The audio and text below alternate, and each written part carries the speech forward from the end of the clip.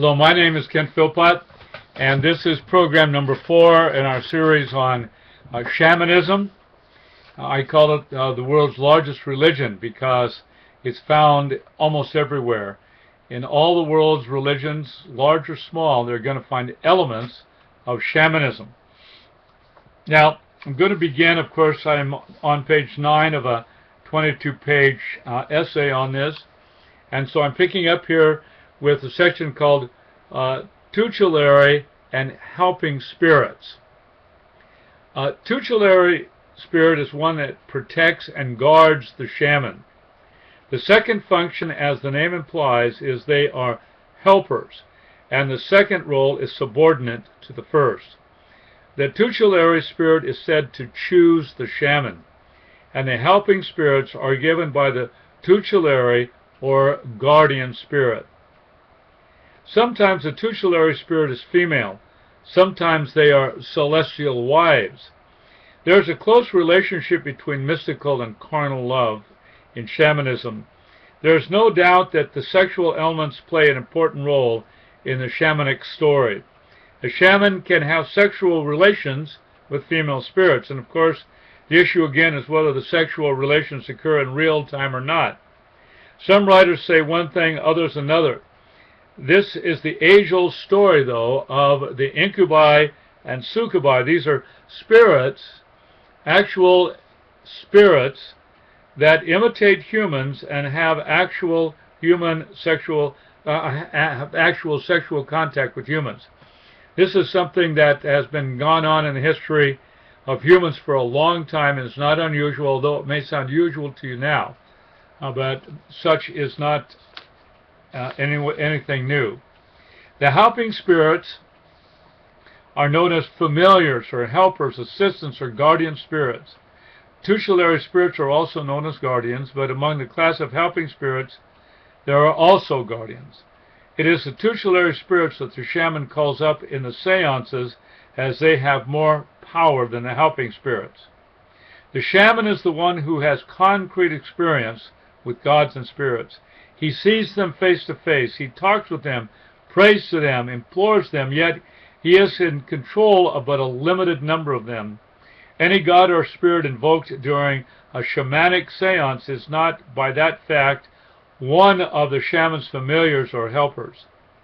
The majority of these familiar and helping spirits have animal forms too, and one of the chief characteristics of a shaman is the ability to turn himself into an animal. Next section is called the use of narcotics in achieving ecstasy. By ecstasy is meant trance. The ecstasy is a moving out of the normal state of consciousness into a trance-like or altered state of consciousness. The trance entered into may be light, moderate, or deep. The experienced shaman is one who can go deep easily. Some shamans need help, however, and so resort to narcotics: rum, tobacco juice, hemp smoke or cannabis, peyote, ayahuasca, magic mushrooms, among others. These may be used. Some shamans use the steam room or the sweat lodge, known by the American Indians, instead of a narcotic, or they could be used in combination. Next is kind of an interesting little concept, but it's called the shaman as psychopomp. I'd never seen the word before, even though I've been trained in psychology for a long time. I'd never encountered the word. A psychopomp is one who conducts souls to heaven or the underworld. This is the ability of the shaman. In the Greco-Roman mythologies, Hermes, the god Hermes, was a psychopomp. The shaman acts as a psychopomp, which is one of his chief duties, and thus is one of the reasons why the shaman is so valued and respected in cultures that acknowledge the shaman. Illness in shamanistic societies may be caused by a rape of the soul, it is called, or disease is said to result when a soul wanders away or gets lost. The remedy is for the shaman to retrieve that soul, and if it is in either heaven or hell, The shaman has the power to go there, capture the soul, and induce it back into going back into the patient's body. In some cultures, soul retrieval is a major industry, as it is thought that a person can have a number of souls, 3 for some, even 7 for others, and only the shaman can work the cure. Only he sees the spirits and knows how to deal with them. If the soul has left the body, only he knows how to overtake it, all of which is done, of course, in the trance state. Since sickness is interpreted as a flight of the soul, cure involves calling it back. The shaman reads a long litany in which the patient's soul is implored to return from the distant mountains, valley, river, forest, and fields, or wherever it may be wandering. All these mythological and folklore traditions have their point of departure in an ideology and a technique of ecstasy that imply journeying in the spirit. From the earliest times, the classic method of achieving trance was dancing. As everywhere else, ecstasy made possible both the shaman's magical flight and the descent of a spirit. The latter alternative did not necessarily mean possession. The spirit could inspire the shaman as well. Shamanistic cosmology is a topic that I'll cover now. Very interesting. The idea of the world tree, the 3 cosmic zones.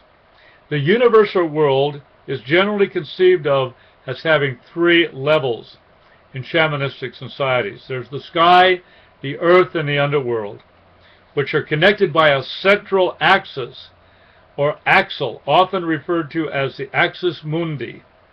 It is through the axis or hole that the 3 levels can be traversed. The gods descend from heaven through the hole, and the souls of the dead descends through the hole to the subterranean regions. And it is through this hole that the shaman, in ecstasy, can fly up or down, up to the celestial, down to the infernal region. Only the shaman is said to be able to do this. A center is where there is a possible breakthrough in the axis or plane where spiritual powers break through. Also known in some circles as a vortex, these are power places. In Marin County, where I live and work, is Mount Tamalpais, and many neopagans consider that mountain to be a spiritually powerful place. Shamanistic people will erect poles or pillars to mark a sacred place, and this pillar, pole, stake, totem is treated almost as a god, and often at its foot is a small stone altar on which offerings are placed. These may be the center pole of a yurt, igloo, tent, home, lodge house, and so on. The pole is the link between heaven and earth. The hole in a tent that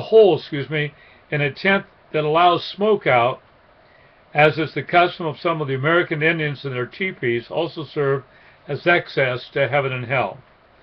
In a larger sense, the pole can be a mountain, tree, pillar, pyramid, and so on.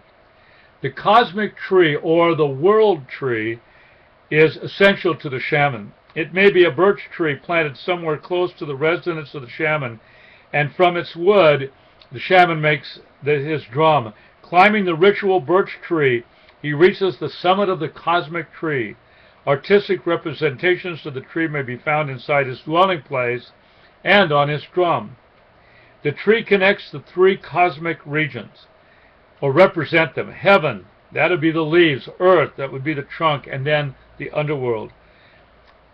The world tree symbolizes the universe in continual regeneration, the inexhaustible spring of cosmic life, the reservoir of the sacred.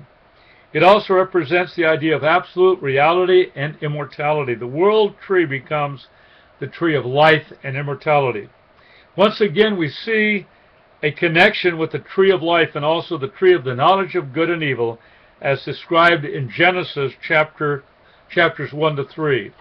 It seems probable that there has been a borrowing, but nothing I was able to uncover allows for a definite determination as to common origins. So long.